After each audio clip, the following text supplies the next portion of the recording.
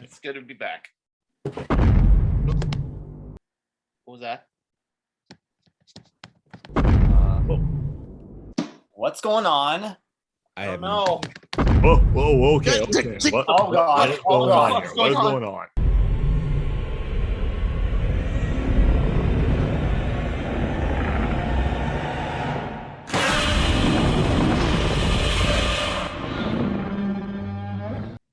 Fuck.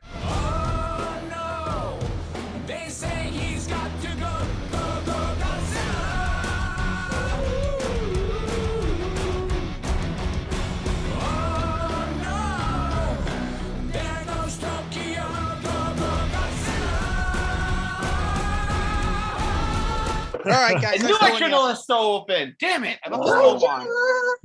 Anyways, guys, how's it Hi, going? guys. It was nice knowing you.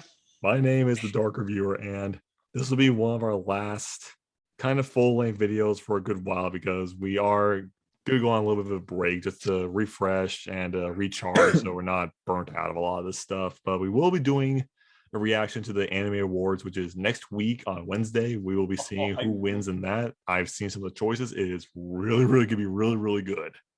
But before all that, we're going to go ahead and do something that is not really talked about in both film, television, video games, anime, comic books, blah, blah, blah, blah, blah, blah. We always talk about like the big, like, kind of characters and some of the stuff, but what about some of the more beastie side of things? How about the monsters that make up the what we know as the kaiju genre? Because let's be honest, monsters are awesome. Yeah, I mean, one of my favorite franchises is all about monsters. And heck, I'm actually wearing a shirt that's actually for hunting monsters. Well, may not be monster related, but still film related. But yeah, Ultraman is about wrestling monsters, so yeah. But let's go ahead and see which monster takes the crown as being the best one that we know of. Because we'll make this announcement. Yes, we know how people say, like, what about vampires? What about zombies? What about Frankenstein? What about this? Like, no. These are pure monsters. They're born monsters. We've seen them as monsters, and they've died as monsters. Even though we will be giving ones like, okay, we'll say like Venom and Carnage, they technically count in a way because they are parasitic alien monsters and then find a human host. But that's not really what we're talking about. These are the true monsters that we see in all of movies and TV shows, because we know there's some monsters on the small screen. So starting us off is the one that actually is pretty excited for this list is EDA is going to be starting us off today. God damn. But after that is going to be the one sporting a Kaiju Pride shirt is Kevin. He is going to be number 2. And Trey gets the bronze medal today. Yeah. And as we go on to Nate, you will be after Trey, and Nikki will take the spot from that, and I will wrap it up with best for last. So let's get to it, guys, because I'm actually kind of curious. Let's see our number 10s. What's to start off these monster lists? All right. Remember those rules I set up? They never said the monster had to be evil. So number 10 for me is from a movie I actually just saw it last week. It's the Amphibian Man from Shape of Water. Oh, that movie! Oh, God damn. that is a really good movie. Oh, it really is. Basically, it's the romantic side to the Creature from the Black Lagoon. I'm not saying it. That's what the movie is saying. Guillermo del Toro did a good job. Yeah. Right Basically, Guillermo del Toro saw Creature from the Black Lagoon, enjoyed that scene where the monster is swimming underneath the woman, wanted it to go that way, and was so disappointed. So this was apparently like a 20-year journey to right a wrong from his childhood or something. And yes, I took that from a show.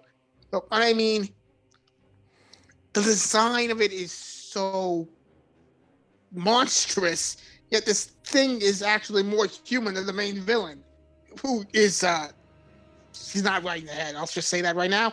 Yeah. But I mean, the way it moves on land is so. It's basically a child, and that's why it can learn sign language and all of that. And then it's got the powers. I mean, obviously, it can breathe on land and air, but apparently, it can also heal people, make their hair grow back, and it's got bioluminescence as well. Mm-hmm. Basically, that just means it can glow in the dark. I mean, every scene with it is fascinating. Doug Jones played that creature perfectly, which I'm not surprised about that since he's done it before. Yeah, he's one of the best creature suit actors. So, I mean, let's just run off the guy's resume alone, okay? The Pale Man from Pan's Labyrinth, right? Silver Surfer, and of course Simeon, and now this. I'm excited to see what it has. I might read the novelization of this movie as well. So yeah, pretty worth it. That's my number 10. Okay, interesting choice. Might need to clap for that movie. Yeah. I mean, I might be the biggest fan of that movie, but I will commend the practical effects used for that monster. So, Kevin, the floor is yours.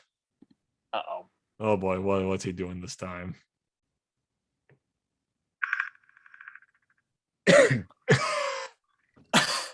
Seriously? It's a tie between two aliens, the Predator and the Xenomorph. Whoa. Cop out. Let me explain. Get the fuck out, Trey. We don't need you. Yes. Somebody get an That's axe. a cop out. Somebody get an axe. I don't have an axe, but I got this. All right. In all fairness, y'all know I'm not a horror fan, all right? Yes. You guys know that I'm not a horror fan. So I didn't fully watch these movies, but I know enough of them to know these are fucking terrifying alien monsters, all right? I mean, the Xenomorph. Let's start with Xenomorph. The first alien movie I saw in my class, my English class, and I was fucking terrified. Even for a movie that was made in the 1990s, this movie fucking terrified me. I mean, the slow reveal of the Xenomorph, the idea that it can literally let eggs in you, and then the chest bursters come out. I'm just like, what the fuck is this? What is this? And then just its design. Oh my god, it looks fucking beautiful. Or not beautiful, but terrifying. But you know, it was good. The black is just amazing. Like the way its head is shaped, its tail's fucking leaking acid, and its fucking second mouth. I'm just like, what the fuck is this? It's like this fucking alien. What'd you expect? Yeah, exactly. And I just love how iconic this alien is. You know, even though it is a xenomorph, it's still adaptive. It'll hunt you. It's an overall iconic alien monster. You know, like, come on, how many movies have we seen the alien in? You know, how many crossovers? How many video games? Mortal Kombat. That was awesome. But then there's the Predator. Holy shit. Yes. Oh man, the first Predator movie was terrifying. All right, just the way that this thing was hunting humans, skinning them alive, stabbing them, ripping out their spines. Holy shit! And that's if you're lucky. Exactly. I mean, it has different weapons, camouflage, energy cannon, and goddamn it, I know it's in Fortnite. Nikki, shut the fuck up. Everything's in Fortnite. Yeah, I know. It's unfortunate. Just like, and then when it takes its helmet off, I agree with Arnie. That is one ugly motherfucker. I know, just like, and its roar. Holy crap! You know what? But the strange thing is, they're somewhat honorable. There's like times where it shows kind of sentience, and that's actually pretty cool. And then it blows itself up like a bitch. But still, these things are strong. I can see why people wanted a crossover with them, even though the crossover was kind of shit. Still, movie or comic?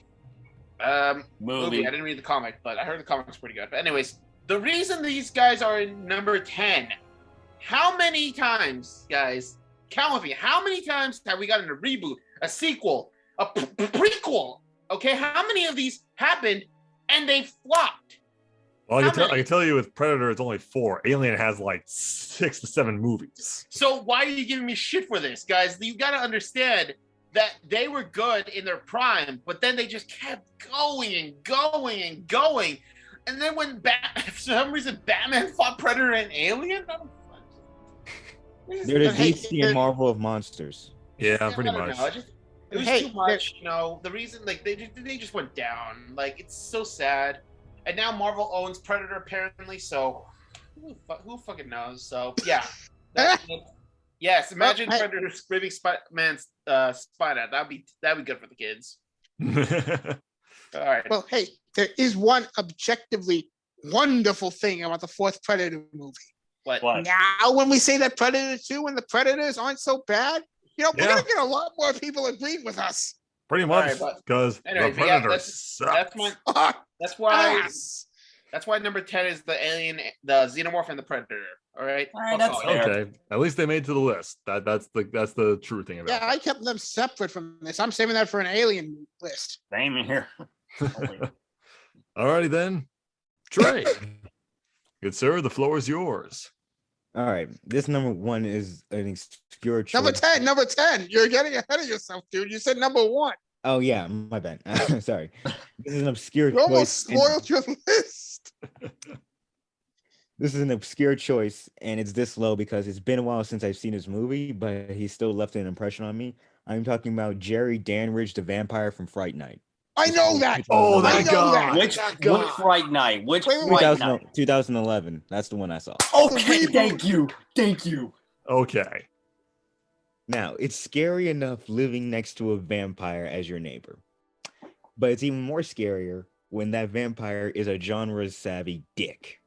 Yes. When I say genre-savvy, he is genre-savvy. Like, most of the time in monster movies, the monsters don't know their own weaknesses or they just conveniently forget about them. No, Jerry knows them, plans around them, and knows how to really exploit them and even be a sadistic asshole and turn his own weaknesses against the main characters. For example, I remember when, what was his name? The guy who played McLovin, because I know he was in Fright Night. God, what was his actor's name? I can't remember. It's a long time ago. You know who you're talking about. Christopher Montz Plaza. That's his name. When Christopher's character, when he was in the house and he was like, haha, you can't get in now because I gotta invite you in. He's like, no one owns a house. And it's just like, oh, fuck. This is why I love Christopher Mintz-Plasse. He knows how to nail that community timing perfect. Exactly. I also love his cold introduction in how we start off with just the parents dead and the only remaining survivor just straight up pissing his pants under the bed, holding a cross desperately as Jerry stalks him. You know Jerry knows where he is. He's just dragging it out just for a fun time. Yeah. Next, that's not going to do anything. Exactly. Which makes it a lot more satisfying when Jerry dies at the end. But overall, I just appreciate his character because he's like, even though he's evil, he's very competent and terrifying as the vampire. Which you would want from a creature that's been around for several hundred years, if not a millennia. Yeah. Exactly. True. Wow. Okay, Trey. Wow, that Good was choice. Wow. Nice Quite vampire. Nice.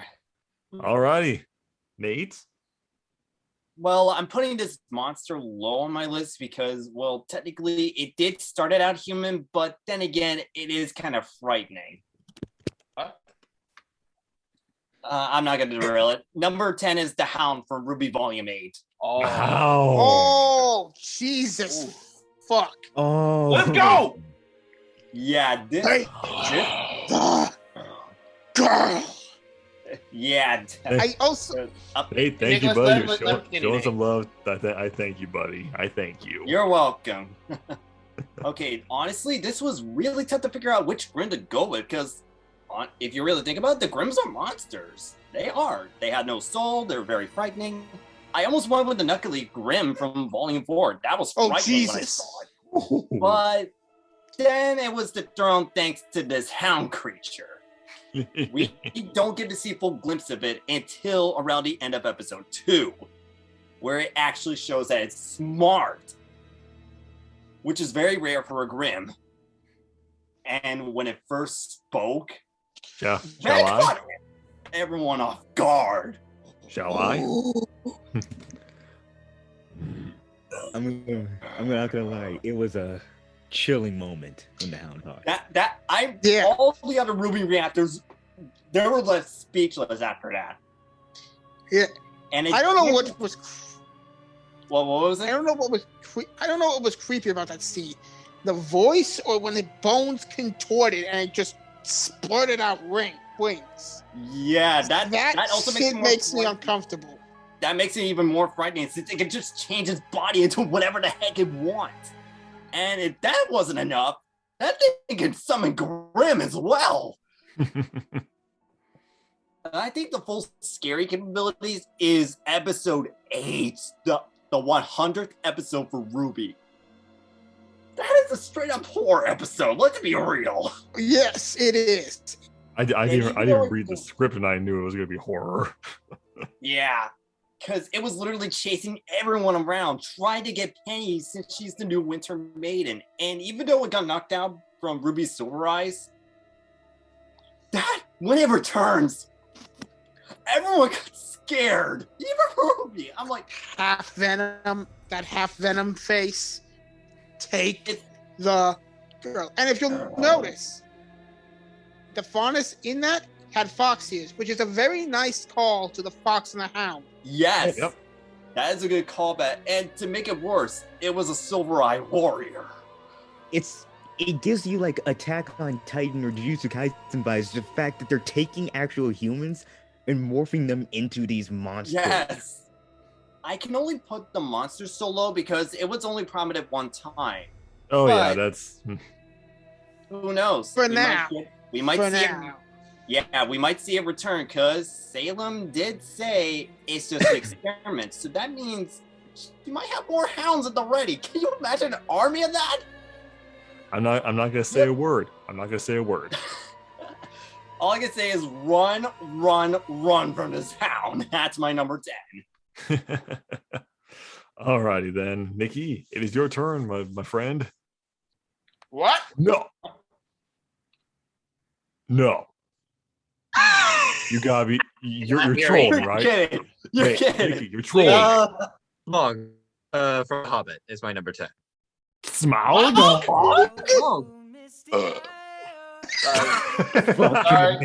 Sorry. That I was not intentional. Wow. Wow. Smog. Okay, so, Okay. damn it, Nikki. Now I'm thinking of that College Humor sketch where they were like doing bro wars. The desolation was Smog. Smog. We gotta say it like that now. Oh. Go ahead, But Nikki. yeah, that's my number 10. I mean, I've read the books and seeing it on screen, it was really amazing. And also being voiced by Benedict Cumberbatch. I mean, come on, how can you not really love The the fuck? character? So, I mean, overall, yeah, no, I just loved it how pretty much it has the characteristics of the dragon. It is majestic, but it also is intimidating. It looks so beautiful, but it is also so powerful. And I mean, yes, and some dragons tend to brag a lot, especially with Smaug. He brags about how his scales are harder than armor itself. His things are like sharper than teeth. His Teeth claws, are like spears, teeth like swords, uh, claws like spears, and his breath is tail like like thunderbolts, wings hurricane, and my breath death. So it is so amazing, and I just love the pretty much like the arrogance, but also the pride of a dragon, which pretty much Smaug represents. And they can also be very devious with their words, especially when Smaug was attacking the village. He was intimidating everyone, especially that villager boy. I mean, in story, there's a lot more time, and on screen, not so much. Like Smaug had a bit of a cameo, but it was still good seeing it. So number 10 goes to Smaug. Or Smaug. Okay. Smaug, I've come to bargain. All right, so my turn is we're going to be talking about a monster, but 2 actually. Ooh, a tie. Yeah, and one of them I am fire. I am death. Smaug. Whoa, that's 2 in a row. But also from a movie that actually kind of weirded me the hell out with its practical effects. We all think that wolves are awesome, right? I love wolves, but Let's talk about Gmork, or the Nothing from Neverending Story. I don't think I ever seen that. Nikki knows it. But yes, these guys. Let's go ahead and go into Smaug from The Hobbit. Yes, like Nikki, I read the books, and when I saw the film, I was blown away with Benedict Cumberbatch's performance. Although the Peter Jackson's trilogy did cut out some stuff from the original Hobbit movie, which is animated, and they did fix the design from that one, but the dialogue for Smaug is just so like, it's like a snake whispering in your ear, like you're just not sure like if he's telling the truth, if he's really like lying to you in your face, or is he just bluntly telling you the facts. It's so just eerie and just so just creepy when I was in the theater and seeing and just hearing Benedict Cumberbatch's voice just slither around the audience and just hearing that booming voice, because he's supposed to be this royalty, but even though in the Hobbit world he's the one of the smallest dragons compared to some of the other ones in the lore. Trust me, guys, look at the lore of the dragons in the Lord of the Rings. They some of them dwarf Smaug. But he did get his comeuppance though in Lake Town, of course, the one little chink in his armor, that missing spot in his chest. Yep. But it was really cool to see him on screen, not once but twice, and it's always a good time to read him in the books. So let's go ahead to go into a never-ending story with the main antagonist, Gmork, the Nothing, the Beast of the Black. This thing is like Smaug, a talking anthropomorphic animal, but dear God, they made him freaking terrifying. He's always in the shadows. You don't see him at all. You only see his eyes and his voice. It was only until he actually comes out and you see he's a wolf, but not just a wolf.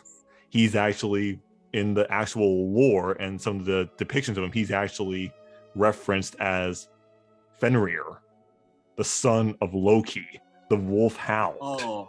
It is freaking awesome seeing that. And yes, the Neverending Story is a freaky movie. I'm just gonna get out of the way. The Neverending Story was pretty freaky. Let's be honest. But it's just so nice to know that practical effects is what made this creature seem so lifelike. The way the mouth works, the eyes give it this life, this piercing green glow. It is so, he's just taunting. He's that one little thorn in the main character's side throughout this journey. When he meets his end, you know that he leaves an impact, because they don't know. He's nothing. And so technically, he could actually still be out there because they never technically kill him. So, two monsters, even though they're really low, they function as more as villains than really as monsters. But just, I had to put them on there because they're just so iconic in their own rights. So yeah, Gmork and Smaug are tied for number 10. Well, we'll be having nightmare fuels tonight. Yeah, I saw the image of it. Oh, jeez. It is cool. So go ahead, EDA, go into number 9s. Oh, the caves of Carbonol. What? You must get past the beast. Wait a minute. If you know the line, say the next part. I don't. I can't remember. It's the rabbit of Carbonol from Monty Python and the Holy Grail. Oh! I am not kidding. What the actual fuck? I mean, it kind of counts, doesn't it? Maybe kinda, it does. He's got teeth like You can leap about. Look, Look at the bones. if we're talking about admittedly this is fair because if we're allowing like anime and web series monsters, why not this? Yeah. Yeah. True. Yes, it is a rabbit, but everybody underestimates a rabbit. Everyone does. Never mess with rabbits, man. Not this one specifically, because they take it lightly. They send one guy in to chop its head off. It leaps in, it rips out a chunk of his throat, and then just head falls off, body falls over. Everybody's like, Jesus Christ! Yeah. And he's like, yeah, I warned you this would happen, but you didn't listen to me. Nobody listens to me. Like, God. Then they charge in, and it takes out 3 more of them. They're like, what? How do you? What the hell? I know this is a comedy movie, but jeez Louise, what the actual hell? I know like dumb decisions are like it's also in horror films, but that's just 10 times stupid. That's just like taking it to the next level. I know, right? And I also love that they just have to. They're like, do we have any bones? Negative. We have the holy hand grenade. The holy That's hand just grenade. Why do they? I mean, I know it's Monty Python, but I love it. So it terrified me as a kid. Yeah. No, seriously, I jumped away from rabbits when I was a kid. After I saw this, I was like, okay, we don't piss it off the rabbit. We don't piss off the rabbit. Nope. Yeah, rabbits are assholes in a way. Absolutely. Yeah, that's my number 9. Okay. Wow, Monty Python of all things. I like how we went. I like how we went from the whole nightmarish round of stuff in number 10, and we just jumped to the other end of the spectrum in less than like 5 seconds. Oh, nice. That was a good Still one. get a clap for that. Alrighty, Kevin, it's your turn, buddy. Get the girl. Are you kidding me? Kidding? The girl. Yeah, it's the Hound. It's the Hound. Wow. One-upping motherfucker. Oh, I'm sorry. Okay, I fell on Ruby after Volume 3. After I watched 2 episodes of Volume 4, I was like, I'm out. Damn. But I've caught up, and while there's a lot of issues with Ruby, I could literally write a list of all the problems with Ruby right now, but I don't want to waste your time. But the Hound, when I first saw it, I was like, did Ruby turn into a horror series? Because this thing is fucking wow. I wrote things in the chat, and you guys kind of had to agree. This thing's kind of like the Mahito of Ruby, in the sense that it can create other Grimm, and it can morph its body. That's fucking terrifying. Yes. I mean, the first scene it came in, it just took out Oscar, John, Nora, Ren. Then again, those 4 kind of suck, to be honest. Like, they weren't that strong. They were like maybe like D-tier fighters. But still, the fact that it took him down, and then when it spoke, I was like, Daddy? Daddy? Like, I don't want to fight Daddy. Like, this is terrifying. I'm sorry, buddy. And then when Cinder was gonna talk back to Salem, and the Hound just came in and said no. I was like, go ahead, boy, get that piece of shit out of here. Yeah. We don't need that. We don't need that little piece of trash there. And then when it attacked Ruby, holy shit! I saw the scene, and the fact that it was a silver-eyed warrior, like they said, coming at Ruby and the others, saying, get the girl. I'm like, what the fuck? I'm writing notes on this, how to write this in a story. Holy shit, this is amazing. Then it died from a column dropping on it. That's it. That's how it died. Wow. That's like killing Cell with a pistol. That's how it felt. It just. I felt there could have been something better. Here's what I would have added. I would have had like maybe someone like Blake stab the Hound, and then it just whispers, "Thank you," and then dies. Oh my god, that would have been more traumatic for her. That would have instead, Drop a rock. Boom. Super effective. It's like it took a page out of Killer Croc or something. It was a big The only rock, reason though. it's here is because I know Ruby somewhat more, even though it is a very frustrating series to watch now. Yeah. But yeah, the Hound is a good addition. Hopefully get more. Hopefully Ruby turns into a Hound and dies. Who knows? You know what? No. It should be okay. Maybe it should be Yang that turns into a Hound. That would be really emotional. Dude. Or I'm just saying a Ruby character needs to die. Team Ruby, and it feels like Yang's arc is done. I'm sorry. I love Yang, but guys, agree with me. Her arc is done. It is. It is. So yes. I'm sorry, Nicholas, but if someone's got to go, someone's got to go. If it just okay, go. Oh no, I agree. I just think there's some other characters who can go. John. Okay.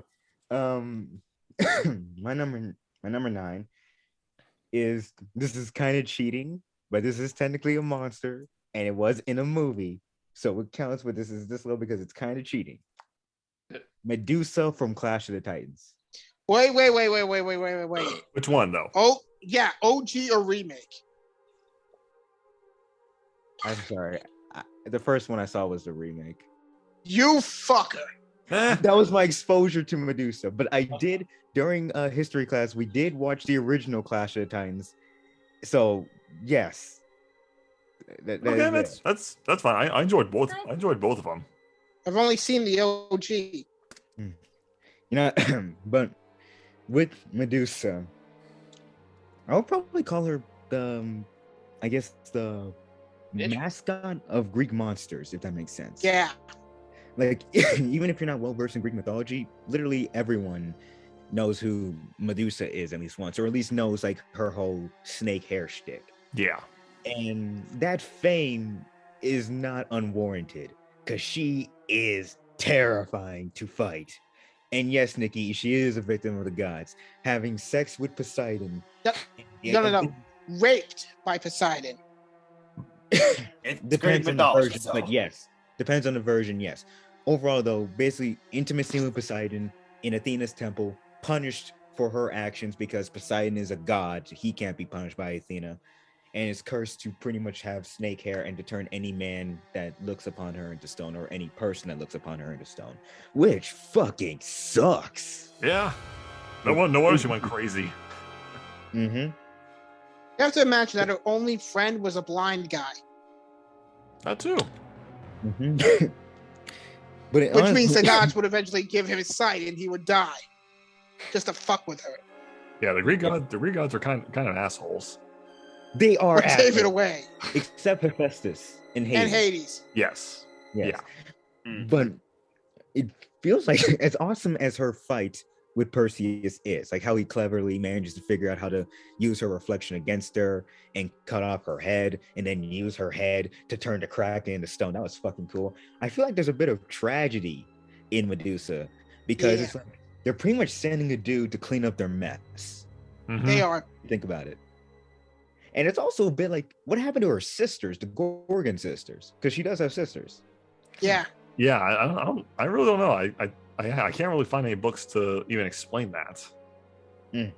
I'm like the biggest mythology nerd in the whole state of Massachusetts. I don't even know what happened. We're gonna have to do some side research on that. But overall, I choose Medusa, even though this is technically kind of cheating. But yeah, she's my number 9. Okay, yeah, good choice, man. Nate? Well, I'm putting this one low since it started out human. But again, it's tragic that a person that can transform into a monster. And this is one of the first few horror villains I have on my list. Seth Brundle, aka the Brundlefly from 1989's The Fly. Oh, I think that Brandon's gonna throw up. I don't blame him. Dude, that shit by David Cronenberg. No. Oh, My that is nightmare fuel. my teeth have begun to fall out. My medicine cabinet is now the There's this Museum of Natural History. Would you like to see it? It's a Jesus full Christ. descent of madness. Let's just get it out of the way. Yeah. Yeah. 'Cause originally, Seth Brundle, he's originally a great guy. Like, he wanted to make a new invention that can actually help out in the future. But he forgot to set up like a bit of like a fly trap, because when testing out the machine, a fly also enters it in as well, which inadvertently affected his DNA. And at first, it seemed pretty normal. I mean, he just had super reflexes, he has super strength, his senses have been enhanced. But A super sex drive, too. yeah. But as the movie progresses, we get to see that he becomes more aggressive, more violent. And we start to see like these things starting to appear on his body, and he's starting to become more disfigured. And I had to get props about the remake, because nothing against the original. It's a classic, but while the original, it has a transformation instantaneous, the remake was more gradual, so it's more painful, more dreadful. Yeah. To the point where he started like having more reflexes, he started like vomiting out acid, he started having like a bit of like craving for other foods. Then he'd become full-on monster around the end of the movie. When he tried to be stopped, he overpowers. I keep forgetting the other guy's name, but he overpowers him. He melts off his arm. He wants to have his girlfriend become him as well. But after ripping off the jaw, ooh, Yeah. we finally get to see Brundle fly in full form. Those practical effects. Ugh. Whew. Those are, it's frightening, but it also looks good. The Blockbuster Buster said it best. It's one of those films that's so disturbing and disgusting that you want to look away, and yet you can't for how impressive it is. And when he finally got that full merge at the end, what did he do? He begs for a merciful death. No dialogue, no nothing, just holds the shotgun. I cried during that. Like, that, I had to admit, this was one of the few movies that started getting me into liking the horror franchise. Again, I can only put it so low since we didn't get to see the full monster until like the end of the movie, and the sequel. Ugh. I'm not even gonna talk about the sequel. Like, what? Doesn't exist. Yeah. But anyway, I had to give props to Jeff Goldblum. He was a great actor for that part. Yeah. Being, like, the normal He got emotions from the him his monster. second nomination for that role. Yep. Props to that. And that's why I had to add Run the Fly to number 9. Good choice. Alrighty, Nikki, it's your turn. My number 9. I don't know why I added it, but I just thought it'd be stupid and funny.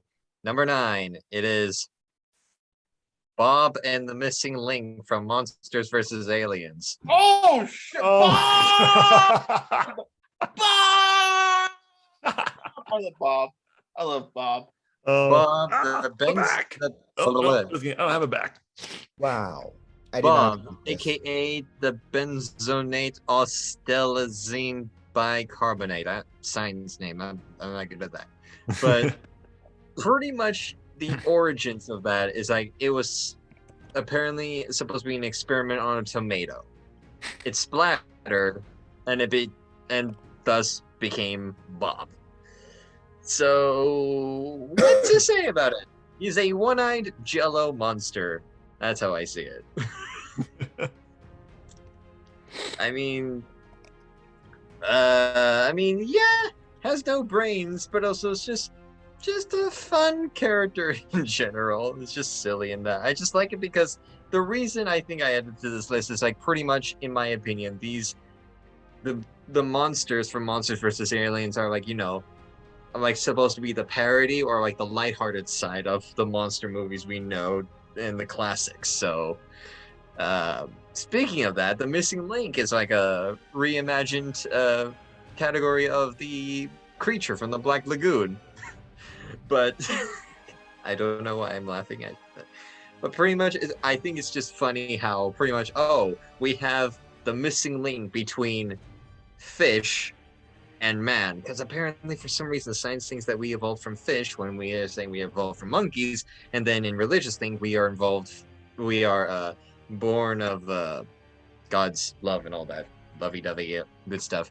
Anyway, the missing link, I think it's just funny because he's so misunderstood because every time he wants to introduce himself, people would scream and run away. He's like, I just want to have a chat. Okay, as much as I'm not the biggest fan of the movie, I will admit the pool party scene did make me laugh when he jumped into the pool. Yeah. Oh, Nice. Huh? Where did everybody go? So yeah, that's my number 9. Those. Okay. Alrighty then. Wow. A lot of surprising Talk choices about at one end number of the 9. spectrum to the other. Indeed. So let's go back to the horror route with mine. Oh, Because yeah, this guy is low because again, this one has a plethora of different sequels, and we're supposed to be getting a reboot of them too. But the first one will always be that classic to me. What? The box. You opened it. We came. We are angels to some, demons to others. We have such sights to show you. Pinhead from Hellraiser. Yes! ooh. Yes! Pinhead and the fuck, what is the species name? What is the Cenobites. Cenobites, yes. Yes. That really fucked with me when I was a kid. Wow. Hellraiser is another one of those like famous films for grotesque practical effects, but it works. Because his name, Pinhead didn't even have a name. They just called him that because the guys on the set just looked at that because they had pins in his head. So he technically got that name from the set, not the actual movie. Mm-hmm. But just the Cenobites themselves being these like demons, like I said, like you said, demons to some, angels to others, they thrive on pain and pleasure to show people. They take the kinky stuff, shit that people know of that they're into, and ramp it up tenfold to a point where it's just like so just bizarre and weird, but his look is just iconic. Throughout all these years, he is still such a big name in the horror community. The actor playing him was told by the writer to just do less to get that almost like commanding monotone kind of voice. And it's also, even though like I'll say this, Hellraiser 2 was actually pretty good to expand on some of the lore, but it was kind of downgrade that we get to know as Pinhead was a human before. That was kind of a decline. And then Hellraiser 3 was a full-on slasher film. Yep. And yeah, the Hellraiser series has definitely gone through some changes, as we know of like a lot of horror franchises, like we said with Alien and Predator, but also Saw and some of the other ones that we know of. But the reason why he's this slow again is because he has too many different like straight to DVD sequels. They changed the actor twice towards the end of those like movies, and we're getting a reboot now with a female Pinhead. Thank you, Hollywood. Well, I mean, it's a demon. It doesn't have a specific gender. Yeah, well, according to the original lore, that he was originally a guy from World War II times, but whatever, I'm not keeping track anymore. Original lore from the movie or original lore from the story he was based on? Mostly from the movie. But either way. And yes, I am aware I'm being nitpicky, but yeah, Pinhead is one of the iconic monsters that I watched back in the day. He creeped me out. He looked awesome. The Cenobites were really good designs. So yeah, he had to go on number 9. Pinhead from Hellraiser. So we're gonna go to number 8. sorry guys, I'm just really tired right now. Wait, what? Oh. It's the apathy from Ruby. Oh, Fuck. Oh yeah, right. I wouldn't know because I follow that show. Oh my god. I mean, you want to talk about... I know this was the scariest Grim, and then the Hound showed up. So this is like second place. Oh, I don't In blame that you. terrifying. I mean, first of all, it's not just a singular thing. You have a of them. Okay, that is far more terrifying than just a single individual because it's a lot harder to fight off multiple enemies than it is just one. Second of all, their power. It drains you of your will to do anything. Not just of your will to fight, not just of your will to run away, anything. You will just lay down in your bed, die one day into a withered husk. I also feel like they could have drained their souls too. Jeez. I don't think it needed to drain their souls until you get past their aura. Yeah. Yeah, I mean, in third, the design of those things. I mean, I found this online. Apparently, the Miles or Carrie based it off of this disturbingly maligned scarecrow they saw driving down the road, and kind of shows. They're thin, they're lanky, they don't really do much, but yeah, they leave an impact. Yeah. Especially when that scene where Blake's on the ground. One of them is reaching its claw out. Just do that. And she's like, it's fine. And I'm like, I'm pretty sure somebody watched Cabin in the Woods one too many times. I think that's where they got the inspiration for that. I mean, it is literally a cabin in the woods, to be fair. Yeah. And yeah, the silver eyes come into play and all that. So that's a fantastic way to explore that element with the emotional trauma. Mm. But the thing that sold it, how they got away, light the whole mother on fire, the apathy just walk right through it. So now you have flaming grin. That's nightmare. Like, run. Yeah. Even the sound they made as they were dying is terrifying. Okay, for this, we finally get some horror in this show, and I'm like, yes, I'm all for it. Yeah, I'm a sick bastard. All right. Yeah, it works.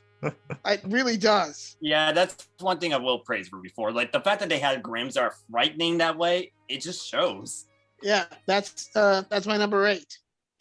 Nice. How about that? 2 Ruby monsters making an appearance in this. Yeah, hopefully no more. We'll see. Go ahead, Kev. What do you got? Okay. We know. Okay, these creatures were like Grimm, except we already knew they were human, and they were modified by this one person who could manipulate, who could give and take powers. Give and take powers. Second. Wait, what? You know, this villain that we all praise, his greatest creation, the high-end Nomu from My Hero Academia. Oh, Oh, is it your mom? Is it Cootie's time, miss? Oh, damn it. God damn it. Yes, the high-end Nomu. oh my god! I almost considered that for my Hey, list. Cameo! Hey! Hey! How you doing? Yes! This is what this video needed. Let's see. Continue with Haya Nomu, dude. No, I kind of want to continue this whole thing about Trey and Cooties, but we'll do that another time. Okay, the Nomu we already knew were freaking terrifying. Okay, hell, remember we had one that was made to try to counter All Might. Okay, and every other Nomu we've seen are just downright terrifying. Haya Nomu, aka Hood. Holy shit, he is like the Hound from Ruby. Being able to talk, being able to regenerate, being able to freaking fly. Like, this thing is... Like, the first scene we get it, it's just in a calm talk with Endeavor and Hawks. All of a sudden, he comes in. And he asks, where, like, is the number 1 hero here? And I'm just like, oh, shit, Daddy, please, no. I just... I love this thing. The fuck? Dude, he's terrifying. Okay, he's terrifying. Props to Damon Mills for the voice work in the Yeah. dub. Wow. Like seriously, like guys, the fact this thing kept up with freaking Endeavor, who we've seen is a pretty strong motherfucker, says a lot. I mean, the fact that it even went as far as scarring Endeavor. First of all, I think it would have been better if he lost an eye. Just me saying. You know, it would have been really cool. But you know what? That would have been cool to see. Like him. Still, this thing just kept going. Imagine if it had killed other heroes during their fight. That would have been awesome. Ooh. It just gives you the idea that the Nomu are evolving even higher than we know. It's just, wow. Like, the whole fight was just amazing. That's why I love how Trey brought it up in Top 10 Anime Fights. Like, god damn, it's just, this thing just loves toying with the opponent. It just sucks that we don't get any much more of him after he gets burned by Endeavor after that awesome prominence burn. Props to Patrick Sagan for that, but still, just the impact this thing has is just amazing. That's why it's got to be number 8. That's why I think it's better than the Hound, because it gives you that bigger sense of danger, in my opinion. Like, imagine an army of these Haya Nomus. Oh, Haya Nomu versus the Hound. Oh my god, that would be awesome. That would be awesome. No. The Haya Nomu and the Hound teaming up. That's a nightmare. Oh no. Damn, alrighty, my hero breaking it in here. Nice. What do you got there, Trey? All right. My number 8 Oh no. is sorry. Just Cooties? no. God, no. What's worse than cooties is losing your happiness to the Dementors. What? The Dementors from Harry Potter.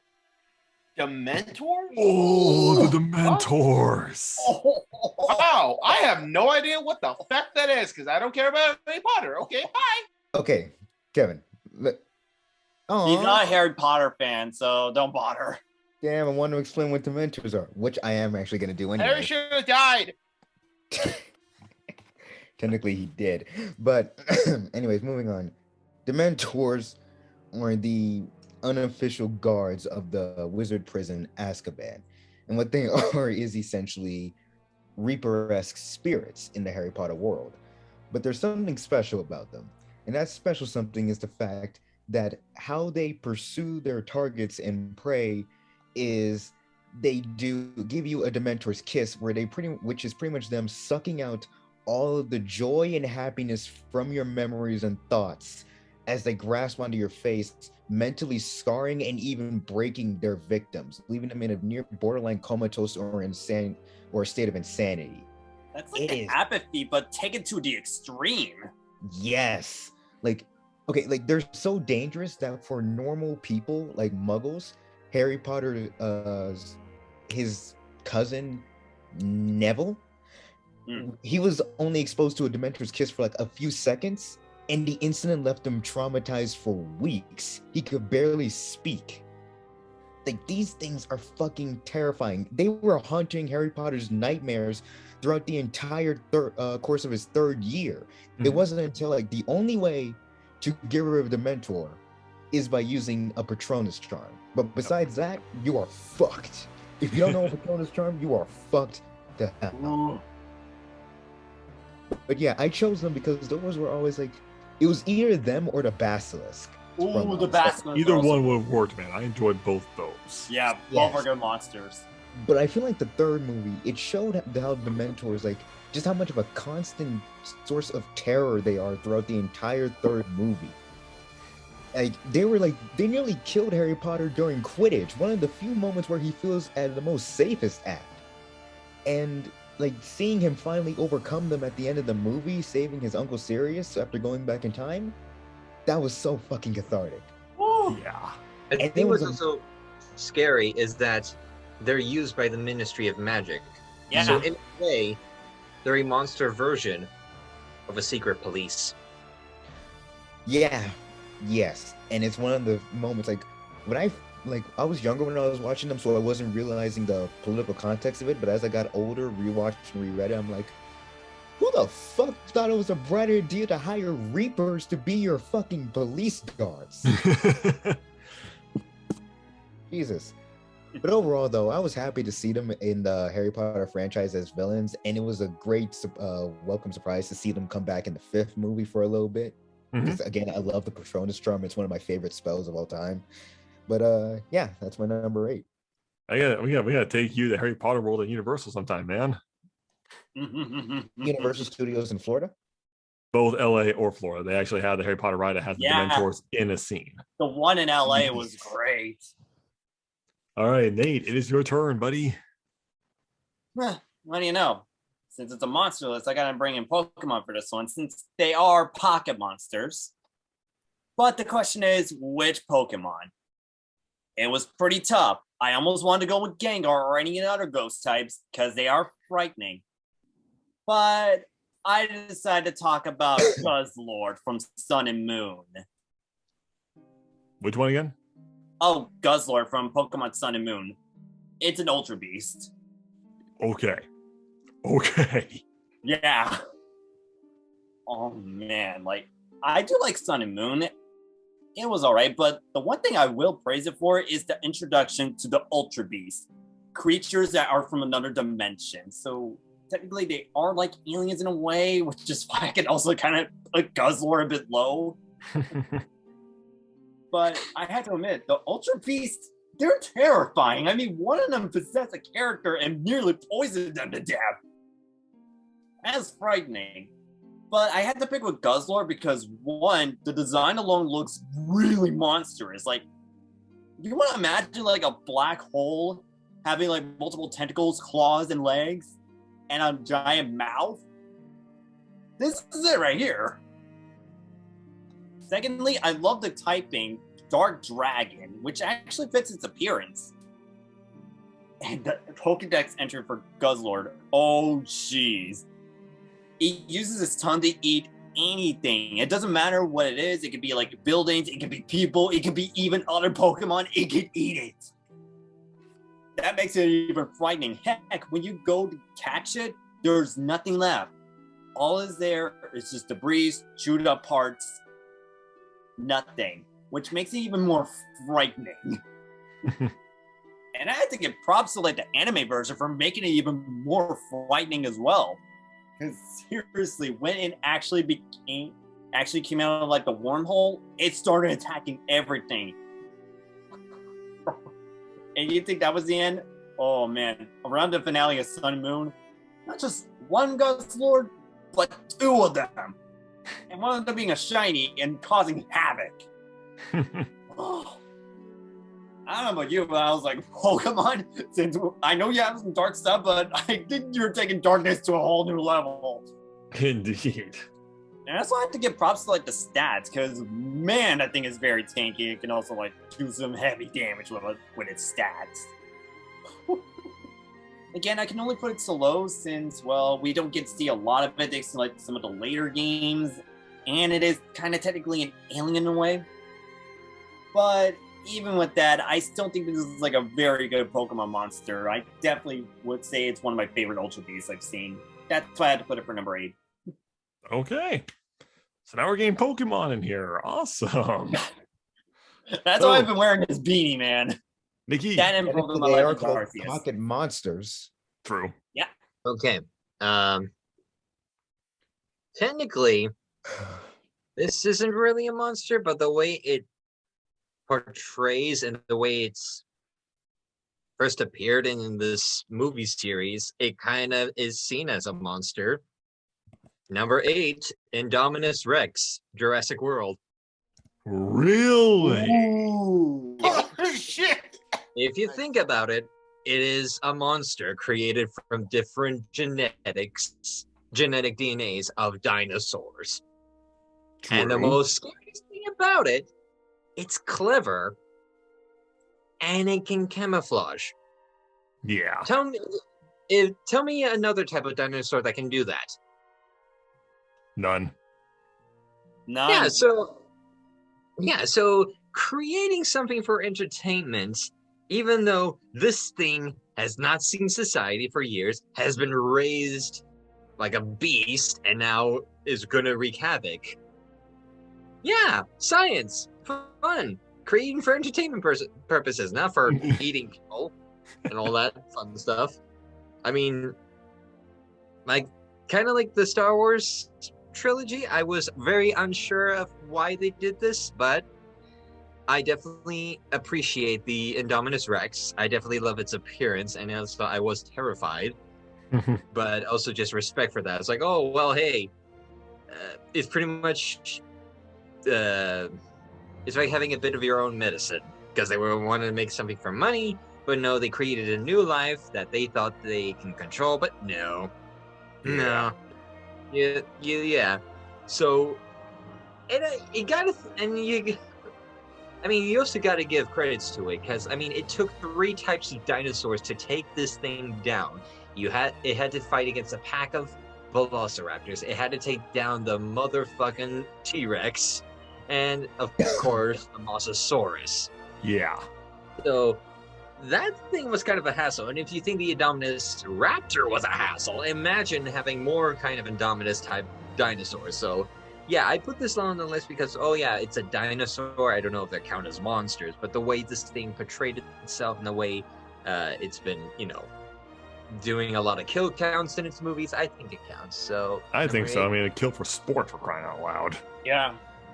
I mean, most of the other dinosaurs, they're more violent than I thought.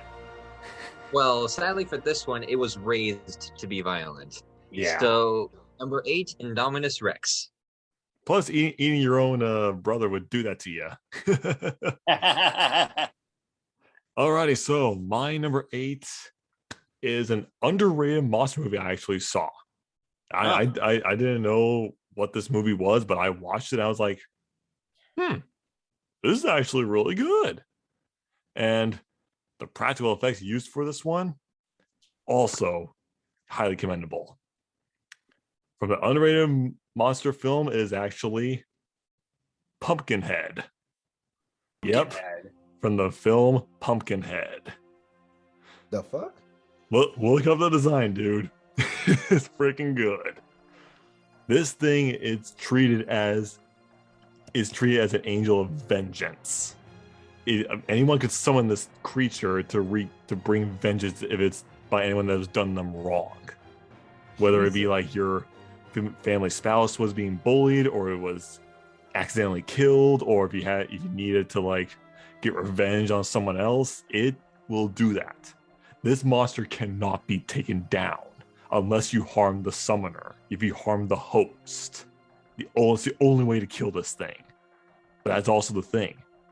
It's a spirit monster. It can come back every single time it's killed because it was just a summoner. But this is always the catch. If the summoner dies and Pumpkinhead is destroyed, that summoner becomes the next Pumpkinhead husk. It takes on the form of every summoner it has. That's why this thing can never truly die. Even though we only had 4 films, there were 4 films. The first one is a classic. It was really good. Second one kind of retconned that, was kind of stupid. Third one, what the fuck was that movie? And 4, it was kind of good. It was okay. But it doesn't excuse the fact that Pumpkinhead's design is just so good. The long, lanky body, the xenomorph style like body contortions. It's just, and the thing is, this is a practical animatronic. It wasn't a guy in a suit. It was a full-on like puppet animatronic. That's why I think practical effects are so damn good, and like the way the shots can look like it can be horrifying. I mean, this thing even takes pleasure with toying with its prey. He'll even take a shotgun. He'll like think like you're gonna shoot him, but no, he'll stab a motherfucker and hoist him in the air and blow him away with a shotgun. And he just has that grin on his face. It is a really underrated movie, and it's one of the good ones. It's a good cheesy monster movie. So if anyone hasn't watched it, watch it. You'll probably enjoy it. I certainly enjoyed it when I saw it. And that's why Pumpkinhead is actually an underrated monster and an underrated movie, and I had to show some love. It's going on my list at number 8, Pumpkinhead. Wow. Well, yeah, so we're going to number 7, huh? Let's get to it. Mr. Vaughn, what we are dealing with is an eating machine. It's really a miracle of evolution. All this machine does is swim and eat and make little sharks. And that's it. The shark from Jaws. Yep. And my first tie. Oh. Oh, a tie. Yeah, we're going from one killer animal to another. It is, I don't think you guys would have heard of this. It is Sweetheart from the movie called Rogue.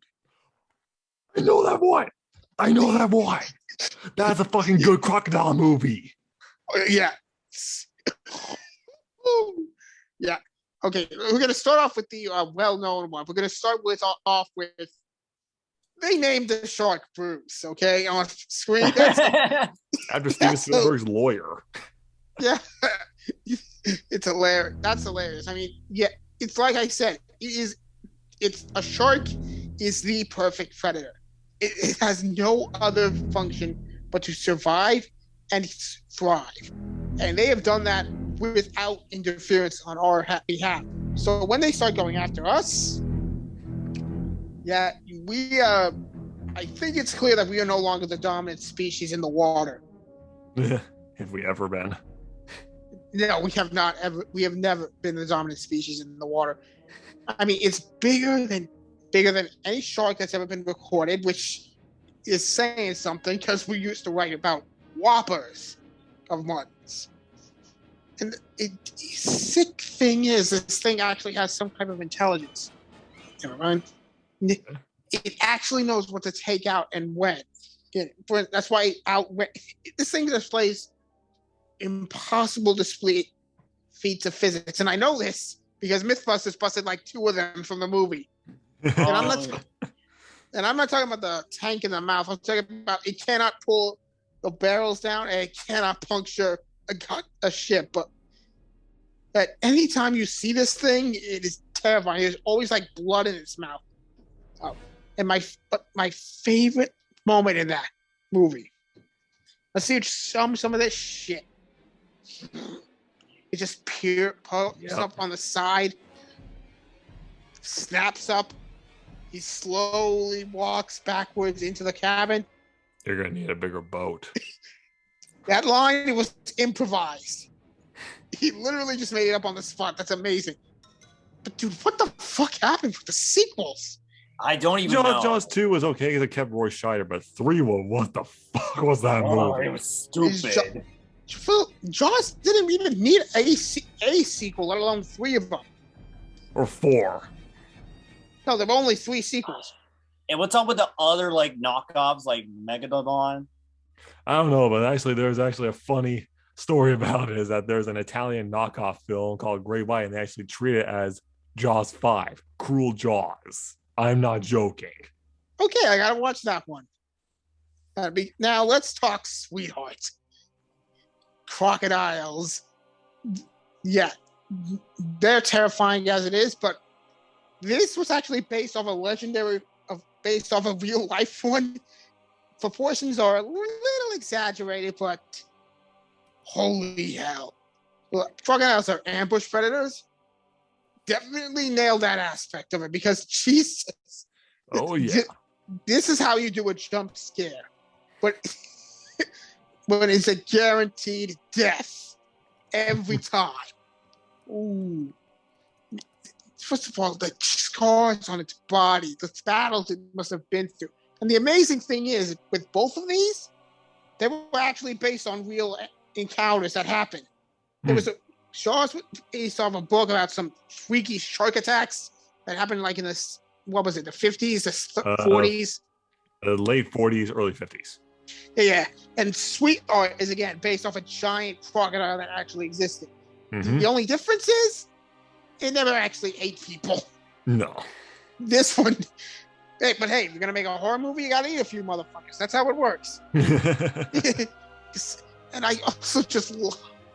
Oh, yeah. These things terrified me. Are they 100% biological accurate? No. Do they need to be? Hell no. It's a goddamn movie. Yeah, that was my number 7. Nice. Finally, some love for those movies. finally some like. Of course, there's love for Jaws, but finally some love for Rogue. That was a really good movie. Oh yeah. Just remind me never to go camping in the outback. Especially near those alligators. Crocodiles. There's a difference. Oh, right. Go ahead, Kev. What do you got for 7? All right. So we know that humans can turn into monsters, but what about demons? Huh? God, gone the form of man. Rise the demon. Etrigan! Etrigan. Yes. Yes, Etrigan from DC. I fucking love this character. I He's know. awesome. And while I don't know him as much in recent years, he's gotten my attention. Okay? I mean, just the idea, like, okay, we've always had comic characters have 2 personas, obviously. You know, Moon Knight, the symbiotes, like, all of that. But, like, Jekyll and Hyde, more or less. I'm sorry. Mhm. Yeah, but, like, Jason Blood and Etrigan, I like the idea, like, of how they hate each other, yet they need each other. I mean, Jason doesn't really care about the world, but when he brings out Etrigan for serious events, oh boy. I just love how Etrigan always speaks in rhymes, and it just makes all his dialogue so unique. But you can also tell he's kind of a dick. Okay? Yeah. Like, he doesn't really help the world unless he actually needs to. I mean, I remember in I can't believe I'm gonna say this, Apocalypse War, we found him as a drunk. That movie frustrates me. But still, the fact that this demon is still willing to do good, despite being a total dick, kind of makes me wonder why he and Constantine haven't gotten along even more, because they're kind of similar. Plus, Yeah.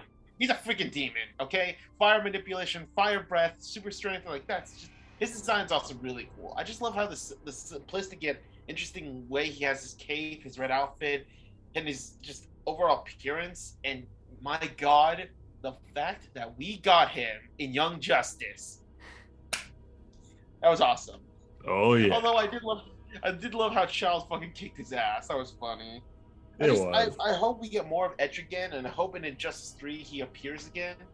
Because, man, this guy is cool. This guy's really cool, you know? I will read more of his stories, but this is all I can say about Etrigan, you know?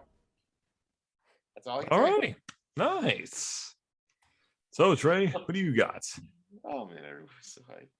What I have for my number 7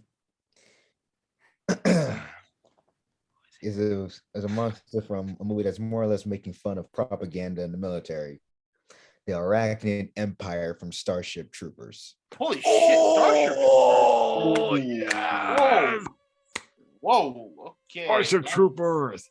Dan, I love that movie. Wow. It is a fucking good movie. Underrated too. Definitely. It's like when I was younger, when I first watched it, I didn't even realize it was making fun of how like military recruits the youth. But then as I got older, I'm like, oh, okay, yeah, no, I get it. But let's watch more about these bugs getting shot with giant ass guns and shit. Yeah, my brother takes that movie a little too seriously.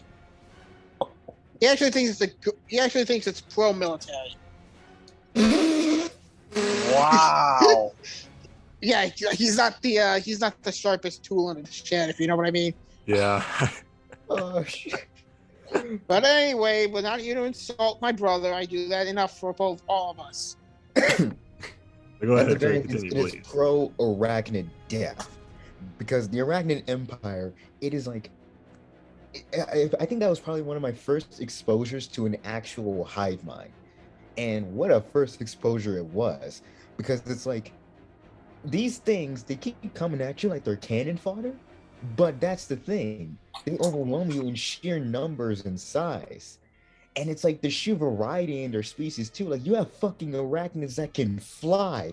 Also, what the fuck's flying spiders? What the fuck is that? Don't forget some of the other ones, dude.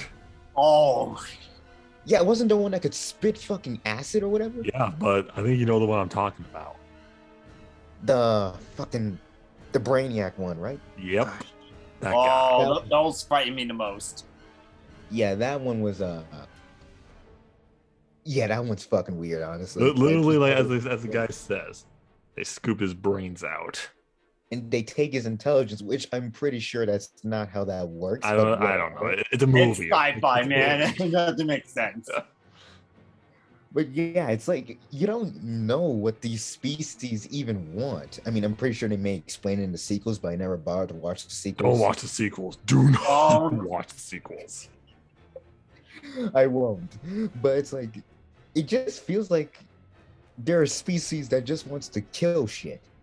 Like they just want to kill shit. They just want to keep killing people and draining people's brains for some reason.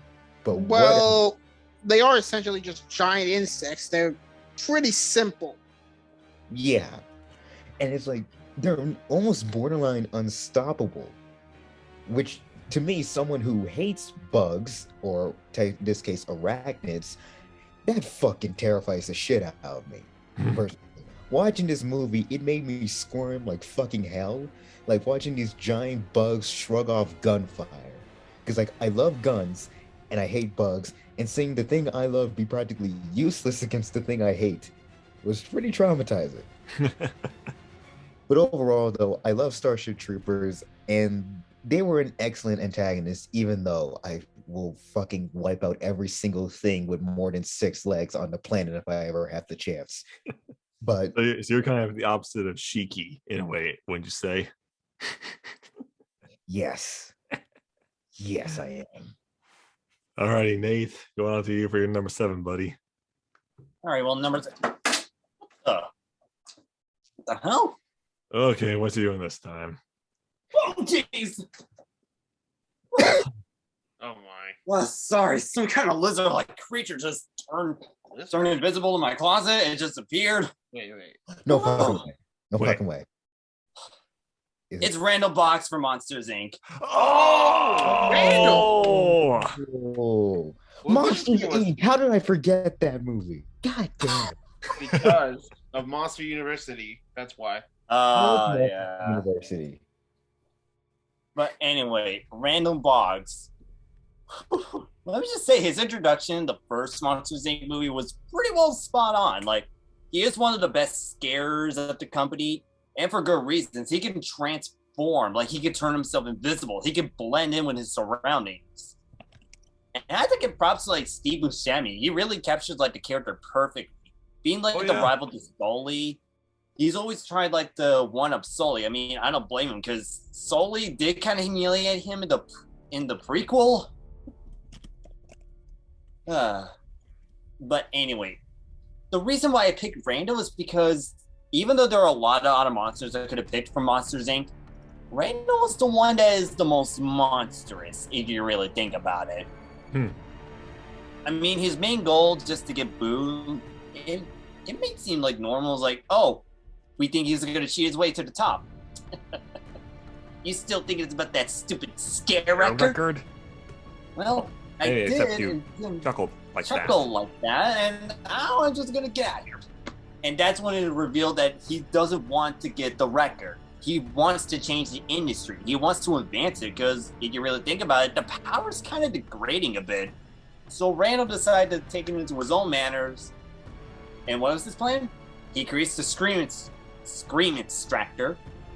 He's going to kidnap kids and suck out literally their screams just to get power. Kind of inadvertently stealing their souls. Yeah. Pixar, this is dark even for you. And he stops at nothing of it, even teaming up with the CEO of Monsters Inc. And we don't get to see his sadistic side until like around the end of the movie, where he tries everything just to kill Sully and Mike just to get Boo back. And when he tried to kick Sully off the door, that shows sadistic, and you can tell all that anger and jealousy that he's been holding out, and he's letting it out. Though ironically, he did get his ass handed to him by a little girl. Also, his defeat was just, I don't know why, it's just so funny. Mama, there's another gator in the house. Okay, give me that shovel. Come on.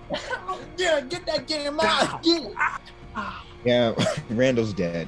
Lizard. Yeah, he's easily dead. I'm like, Okay, we went from one dark depth with a Bug's Life, and now we went to like something comical. What the hell? I don't know.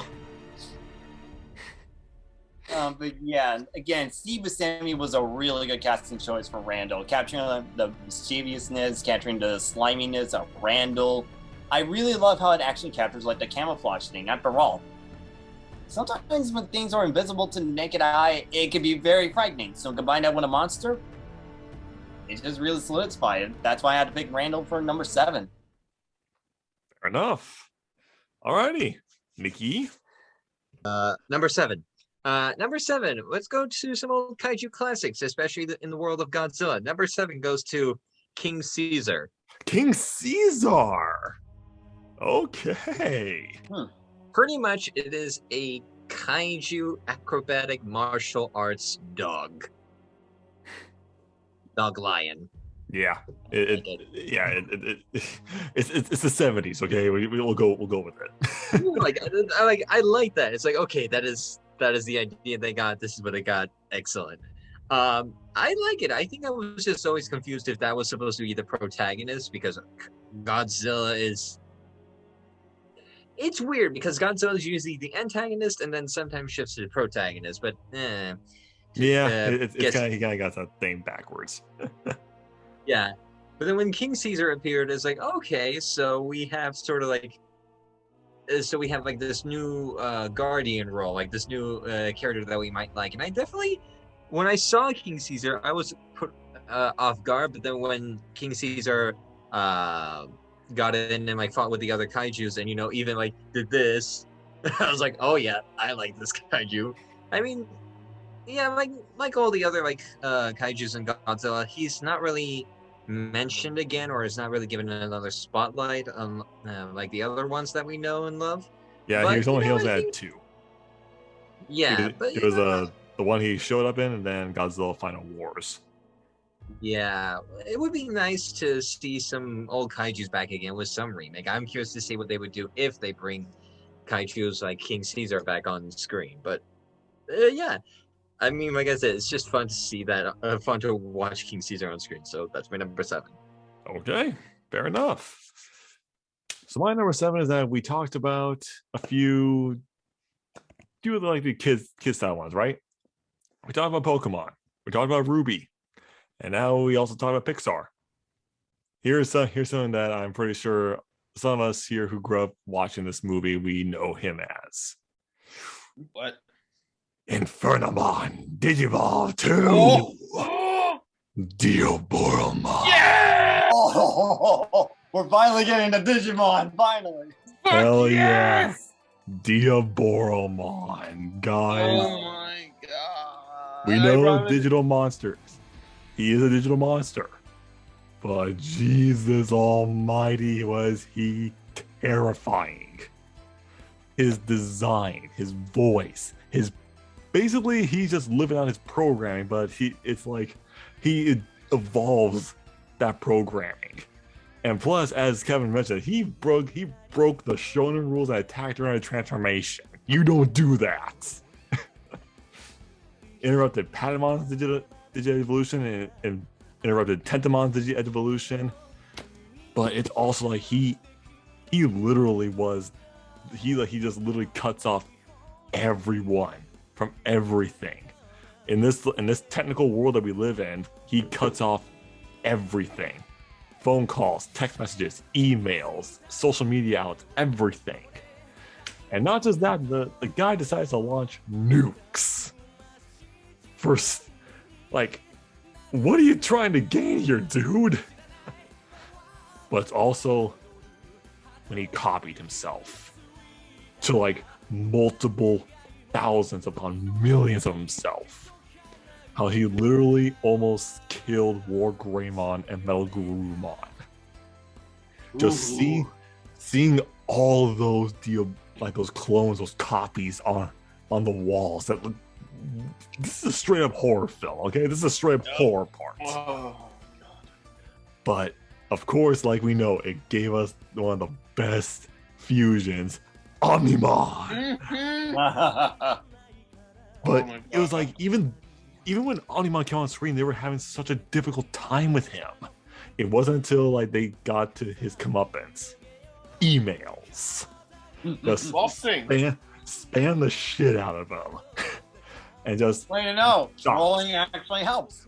But it wasn't. It's actually when he actually got his demise. It's something that we know that he left his mark.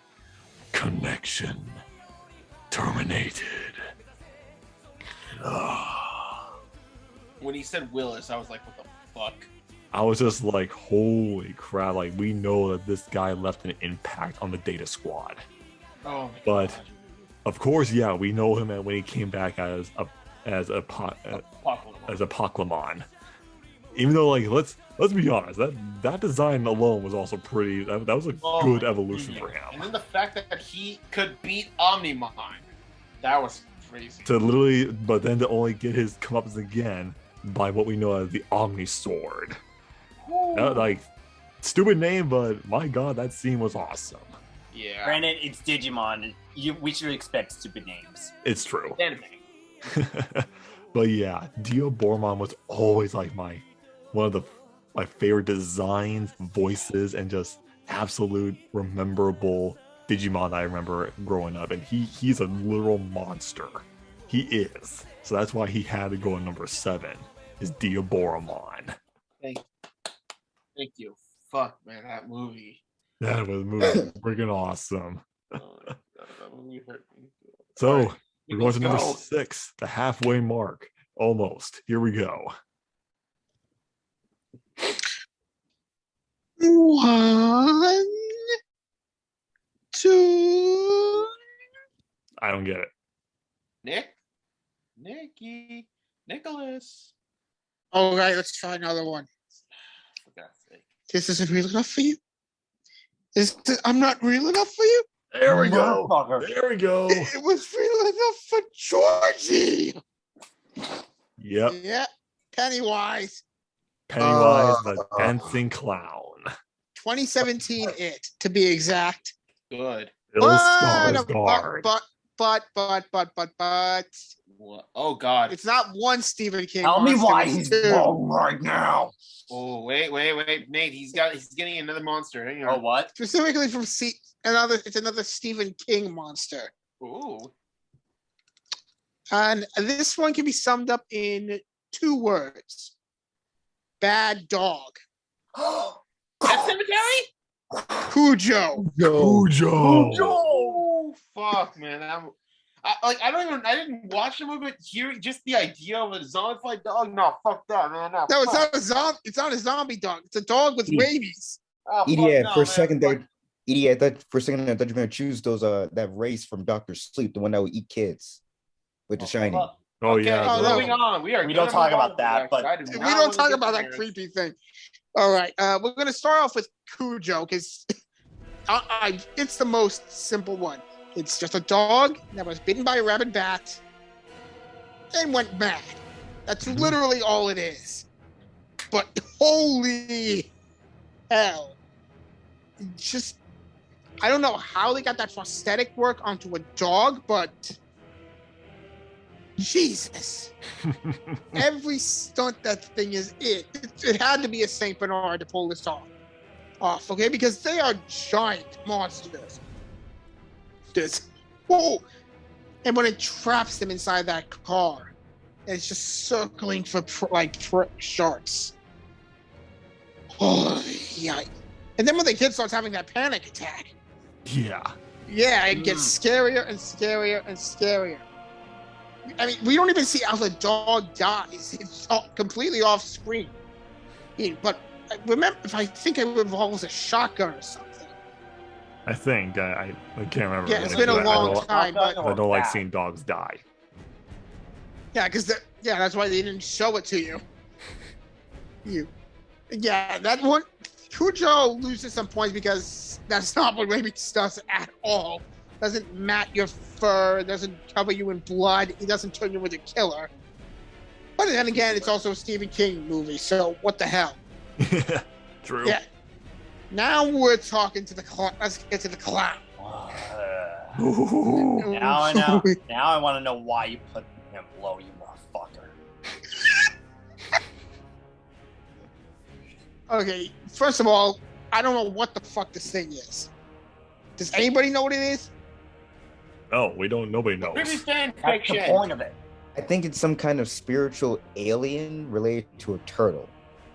Something like that. And It's Stephen But- King, so honestly, that can make It- sense. yeah, this thing kills every 27 years. I believe every 27 years. Yes. And disaster after disaster and after disaster, and it feeds on fear. And it takes the form of a clown, which, fun fact, Stephen King got shit written to him by actual clowns. They were like actual, like, this is not what we really do. It's like, hey, and he was like, hey, don't blame me. I'm just a messenger. Kids are scared of clowns. That's an absolute fact. Mm-hmm. I mean, just the shape-shifting thing this has, turning into everybody's worst fear. Be it that leper who loses the nose, to a mummy thing, to a spider crab, whatever the hell it is. I mean, just that scene, just that first scene, where it pops out of the sewer grate, Yeah. grabs the arm. Hundreds and hundreds of teeth. You know, they Bites took down. advantage of that instead of the Tim Curry one. Oh yeah, it did not take them that long to put that R rating to good use. Woo. The reason it loses some points is just like the miniseries. I didn't like the ending. Yeah. Yeah, the ending is always the weakest part of these adaptations. He even mentioned that in chapter 2. Yeah, He didn't like the ending. that too. Yeah, but it's still terrifying, and it is still a genuine fact that my favorite scene in It Chapter 2, the headbang in the Hall of Mirrors. Oh yeah. Yeah, that one kind of. Yeah, that was actually legitimately the most scary part in that movie, even though there weren't a lot of scary moments in that movie. Oh no, yeah, but yes, Stephen King knows horror, and it shows. Good I'll choice. give you that for putting Pennywise on the list. Alrighty, Kevin, it's your turn, pal. Hi, Georgie. Oh my I god! know. I didn't want to say anything because one, I want to surprise Nicholas. Two, I want to piss off Nate because fuck you. Hey, listen, you, I'm Nate. happy that he's Fuck on you, your Nate. list. We're not continuing talking about Bunny and quintuplets today. Fuck you. Anyways, yes. I saw one episode each, okay? I'm taking it something bit by bit. Yeah, I wish I could say the same about your stories. Anyways, Pennywise. I hate clowns. I'm gonna just You all hate clowns. fucking hate clowns. I got terrified one at my dad's friend's child's birthday. That's a long. Okay, basically I'm scared of clowns. So when I saw the trailer for this movie, I was like, "Fuck that! No. I'm going to walk away. Ain't gonna watch this shit." Then I saw some clips of it, and I'm like, "Yeah, I made a mistake. I shit my pants." Just the first scene he appeared in, when he gets Georgie's thing, and he was just in. God damn! When he grabbed him, opened his mouth, and put his arm up, I'm like, "Oh my god, poor Georgie!" And then he drags him in. I'm like, "Oh fuck me! Oh god, no! Oh fuck no! No, man, no, fuck that! No, man, I'm not going in a sewer drain, man." And then just the whole thing, like I keep saying the jump. I don't know why I look at the fucking jump scares. Okay, I don't know why, but god damn, the projection scene when they're trying to change projection, but it starts doing it on its own, turning to a woman to Pennywise. I'm like, "Oh fuck, no!" And then when he's in the forest. And then that whole thing with I think chapter 2 where he's mocking one of the characters about while flying with a balloon. I'm just like, what the fuck? Dude, and then the naked grandma scene. Oh fuck. Oh god. Oh fuck, man. I didn't want to see Yeah, that was weird. Those saggy tits did not help, man. Oh fuck. Fuck. And then, okay, look, I'm at least somewhat glad they decided to go with a more horror-esque final transformation in chapter 2 rather than that fucking spider. That's just. But yeah, And then the way they kill him, I'm just like, what the fuck? Really? You're just gonna insult him? That's it? That kind of makes you the bully. It's like, what the fuck, guys? He should die. But yeah, the only reason he's here is just because he's so iconic. And I just remembered the saggy tits. All right, moving on. Go ahead, Trey. Yep, your turn, Trey. The Dark Seekers from I Am Legend. Okay, yeah, that makes Whoa. total fucking Whoa. sense. Those things. Wow. All right, I'm out. Fuck this. No, fuck this. No. He's gone. There are plenty of stories in movies and media that explores the theme of if we are as monstrous or even more monstrous than the very beings we call monsters. You know, like the line between what makes a human and a monster. Look at me. Damn. No, because Trey, I'm laughing because your screen is frozen on my screen. Frozen, man. Oh, you gotta be kidding me. Yeah, you're just smiling. You're having internet problems like I am. You look like Pennywise. You have that Pennywise smile. Oh, there you are. Yes, I'm fixed. Water, goddammit. But, yeah, like, and I Am Legend really explores that, and it explores it pretty well. Because the Dark Seekers, like, when you first see them, what else are you supposed to think besides monsters? Like, the way they behave is just unnatural. Like, you see them literally just panting and breathing in a corner in the dark, doing whatever the fuck they are, and it's like, holy shit, what are they doing? And the moment Will Smith's character gets spotted by them, it's like, oh, Nikki, okay. But when the moment Will Smith's character gets spotted by them, he nearly ends up getting killed by them. And it's like, oh shit, these things are insane. And to learn that these are the results of whatever infection that ruined the world, it's like we're totally on Will Smith's character's side. You know, we gotta figure out how to cure them. So like him dissecting and experimenting on them, you know, makes total sense. Then they start getting intelligent. And they use his own traps against him. And then they start tearing down his defenses and breaking down his house. And it makes you go like, what the hell are these things? How are they this smart? And although in the original ending that I saw of how, like, you know, Will Smith had to sacrifice himself with the grenade so they can get the cure out to the other humans, to find out that there was an actual alternate ending of him realizing they were only there to save the one of them that he was experimenting on. That to them, he is the monster that has been regularly kidnapping and killing them. And when you think about it from that perspective, it's like, well, shit. So like, are these things just the new humans now that we just gonna have to accept? Or they really are the monsters that you need to continuously fight against and could potentially be cured and turned back? Because we have two interpretations that work either way. But overall, though, these things, if I like them better than zombies, I can definitely say that much. Yeah, zombies never really terrified me, to be honest. Nah. Oh fuck! I just realized Dying Light ripped off I Am Legend. Pretty much. No, it ripped off Dead Island, fucker. Yeah, I Well, know. to be but fair, I Am Legend is just a remake of Omega Man. What the fuck is Omega Man? It's basically the same. Time. Yeah. Well, overall, these remake shit, I messed up the name. These remade Dark Seekers are at this spot. Darkseeker Alrighty. sounds like a really good band name. I'll say this once. I am Groot. What? How is he a monster? No, fuck. Well, Well, he technically is a monster if you think about No, it. he's an alien. There's a difference. well, I chose as Xenomorph and then Predator, and you Those two are fucking terrifying. Yeah, Look at Groot those. is not.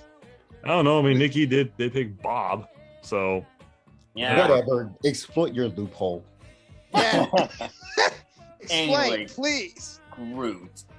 Yeah, he is an alien. Like, it's a hyper-intelligent tree-like organism from Lord Colossus.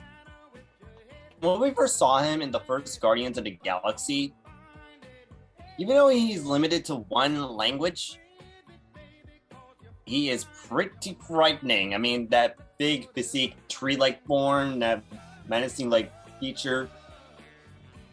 People want to know, never mess with Mother Nature. Well, this is it, taking him to the full extreme. Wow, Groot, he is so ruthless to his enemies, especially with that escape scene where he and Rocket were taking out the guards one by one, back to back. Whoa. Talk about frightening. And pretty badass at the same time. And granted, it may not look like that we met Groot's demise around the end until we realize, oh, look, he's shrunk. And let me just say, Groot, ever since then, he has been having a lot of funny moments. Okay, this is your job. You gotta press this. I am Groot. No, don't press that yet. I am Groot? No, you just clicked it. Why are you clicking the same button again? Which one is the button you're supposed to press? No! Does anyone have any tape? I want to put tape on the detonator. No one has any tape. Not a single person has tape. You're making a really big argument with something that doesn't need to be. Yeah, no, because I have to do everything around here. Did you ask Nebula? Wait, Yes. where's the detonator? Did you? All right, yeah, let's continue. Oh my god, yeah. And I'm still getting over the fact that he's scared of the detonator. He's like, I am Groot! And Rocket has to look like, well, we're dead. Yeah, because seriously, like, even though he has like the mentality of like a little kid and all that, that mentality can also make him a bit of like a frightening monster. Because seriously, can you imagine how many deaths he would cause if that plan went awry?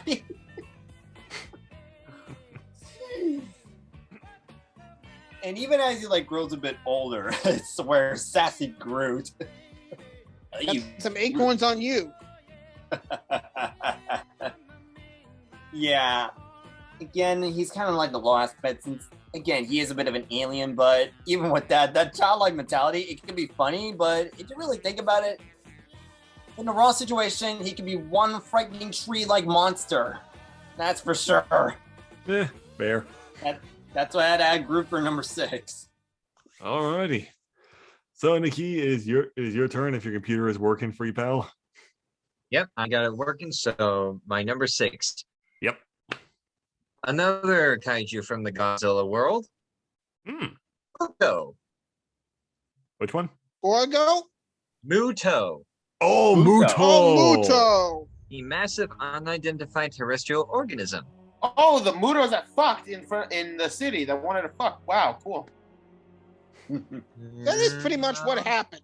Yeah, that's pretty much what No. happened. That was feeding. Okay. Anyways, so we have the Mutos. I say Mutos because we have a couple. We have the male and then the female.